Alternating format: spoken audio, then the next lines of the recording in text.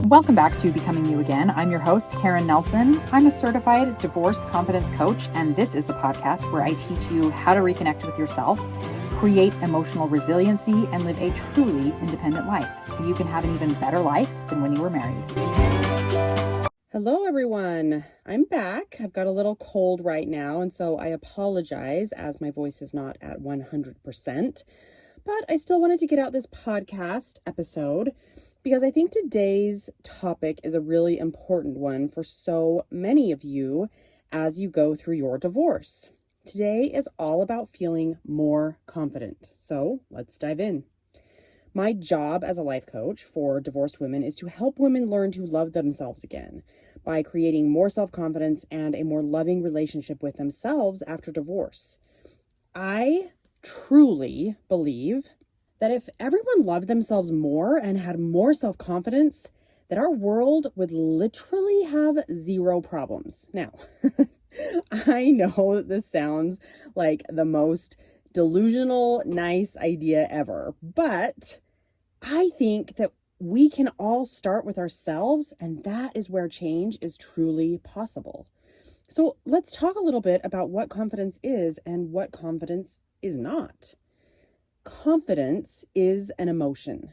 It's how you feel about yourself. It's created by your overall opinion of yourself. Most people think that other people's opinions of us, like that outside validation or being loved by other people, how skinny we are, how much money we make, what we spend our time doing, how successful we are, that all of that and so much more, right, is what leads to feeling more confident. But they're wrong about that. Nothing outside of us will create a feeling of confidence. The only thing that creates a feeling of confidence is our thoughts, because all of our thoughts are what fuel our emotions. In the simplest terms possible, when you have a positive opinion about yourself, that is what is creating more confidence. And on the flip side, when you have a negative opinion about yourself, that's what's creating less confidence. It's creating self-doubt. Of course, all of this can be really cyclical. If you start thinking more positive thoughts about yourself and you feel more confident, you will do things in your life because you're feeling more confident. You will take more chances. You will step out of your comfort zone. You will do things that make you feel more confident. You will create more confidence by acting in a confident way, which will create more thoughts that you are a confident person, that you like yourself, that you trust yourself, that you believe in yourself, which will make you feel more confident, which will help you create more confident actions in your life. It is very cyclical when you start having a more positive self-identity. You will act differently and create amazing results in your life when you feel confident, more so than when you are feeling self-doubt and insecure. So like I said, your feelings are created by your thoughts. So if you're a confident person, you probably have thoughts like, I'm enough. I've got this. I can do hard things. I'm becoming stronger. I can figure this out. I'm competent. I'm capable. I'm worthy. I love me. Things like that. And if you lack self-confidence, you probably have some thoughts like, I'm incapable. I'm bad. I'm a loser. This is too hard. I'm not enough. I'm unworthy. I'm not lovable. I always do it wrong. I'm such an idiot. I totally messed up. Things like that. Almost all of us struggle with a lack of self-confidence. A coach of mine introduced me to this idea of self-confidence kind of being on a continuum, with shame on one end and arrogance on the other end. So I want to explain this a little more so that you can understand why we struggle with confidence and how we can work to feel it more often in our lives. If you can think of a continuum, it's like a line where the extremes on either end are very different and distinct. And the more you move inward from either side, the more balanced it gets. So what is the shame arrogance continuum and where does confidence fit in there? On one side, you would have shame, and on the other side, you would have arrogance. And then right there in the middle is where confidence is. We as humans naturally will drift farther to one side or the other at different times throughout our lives. Maybe we even feel a little more comfortable in the space of one over the other because of our brain's default thinking. And that's okay. It's okay to be closer to one side or the other. There's nothing wrong with you when you do this. We all do this. But I want you to see that it's within your power to start intentionally choosing thoughts that will bring you closer to the middle of this continuum where you're going to feel more confident. So let me talk a little bit about shame and arrogance, because both are emotions and both tend to be emotions that lie to you. And here's why. So have you ever heard of Brene Brown? She is a writer and a researcher who has done many studies on shame. And she describes shame as an intensely painful feeling or experience of believing that we are flawed and therefore unworthy of love and belonging. So, in other words, shame is when you think something is wrong with me. Shame makes you want to hide because you did something wrong. Shame will tell you, I'm not as good as others. I messed up. I did it wrong. Shame is when you compare yourself to others and think, I'm just not as worthy as they are. Shame is a lie because shame wants you to believe that you have to be better or different to have more value or more worth, and it's just not true. And then on the opposite side of the spectrum is arrogance. Now, arrogance is also a liar because it's based in insecurity of self. It's an overbearance of pride, right? Arrogance is when you think, I'm better than you. Arrogance is like, I can do this thing or I have this thing and you don't, which means you're just not as good as me or worth as much as me. Arrogance is when someone is like, well, I think this or I believe this and you don't, so obviously I know more than you, I am better than you, and all of that also is a lie. Here's why arrogance and shame are complete liars. Because you, me, and every other human was created whole and complete and valuable and equal to every other human. Period. I want to say that one more time. You, me, and every other human was created whole and complete and valuable and equal to every other human. Period. So if we think about this continuum again, and we have shame on one end, and we have on the opposite side arrogance, and right smack in the middle is confidence, then the goal, if you choose, like clearly you get to choose however you want to live your life. If you don't want to do this, I am not telling you how to live your life, but I promise you that you will feel so much happier and better about yourself the closer you get to confidence. So if you choose, the goal is to try to get to think more intentionally to stay as close to the middle as possible, which is confidence. Here's what confidence looks like. Confidence is when you think, I'm amazing and I had nothing to do with it. I didn't create me. I was created. And I am worthy and I am valuable and I am whole and I am complete exactly as I am. And so is that person and that person and that person. I like to think about this kind of like that time on Oprah years ago when she gave everyone in her audience a new car. Like maybe you've never heard of this or seen it, but you've probably seen like a meme or something, or maybe you actually saw the actual clip of Oprah doing this, right? But it's like she is just standing on stage and she's like, and you get a car, and you get a car, and you get a car. And she's just telling everyone in the whole audience that they get a car.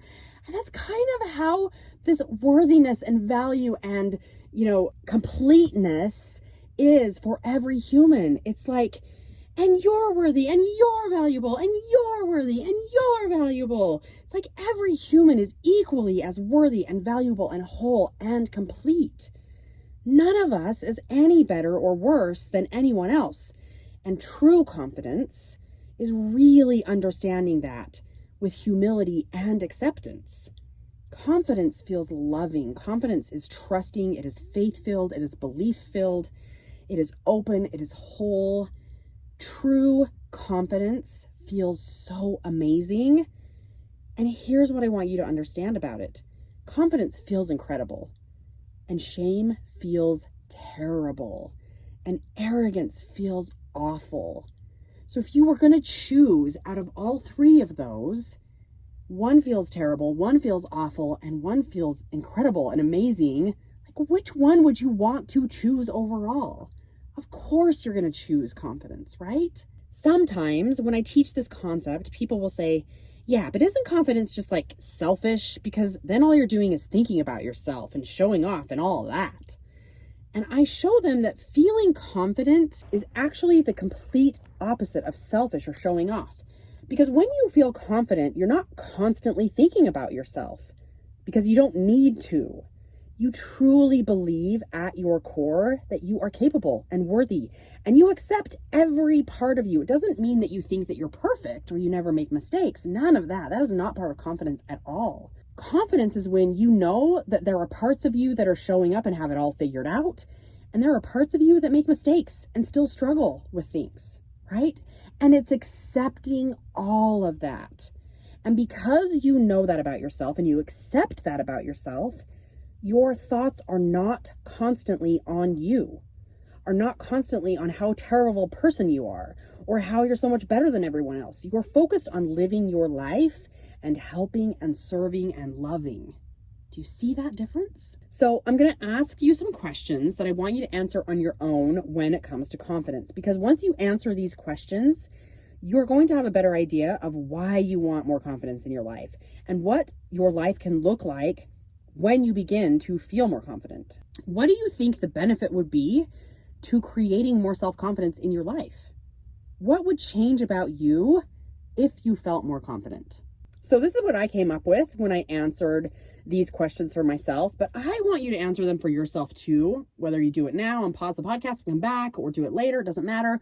I'll tell you what I came up with, but I definitely would encourage you to do this on your own time as well. I would trust myself more and do what I say I will do. I would accept myself fully, even the parts of me that make mistakes and mess things up.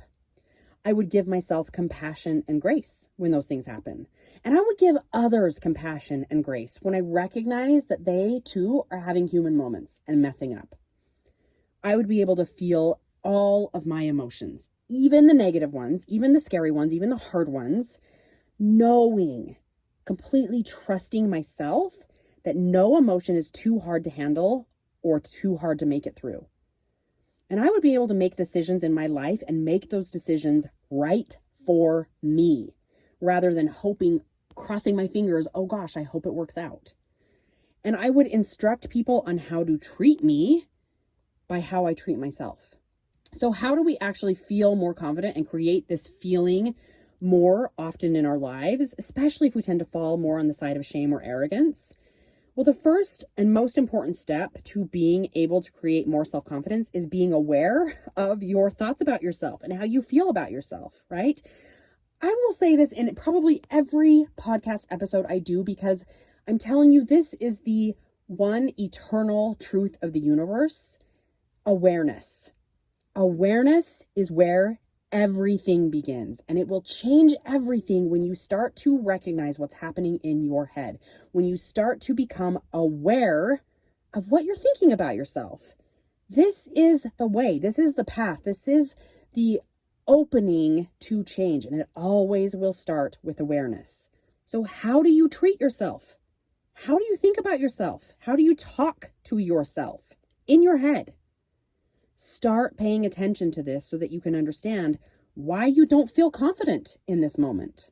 I'm going to give you some questions, and if you want, you can answer them for yourself, because these questions are going to kind of help you find that awareness, help you understand really what's going on in your head, and understand why you're not feeling more confident and how you can create more confidence moving forward. And when you answer these questions, I really want you to be honest with yourself as you answer this, because the more honest you are, the more aware you're going to be, right?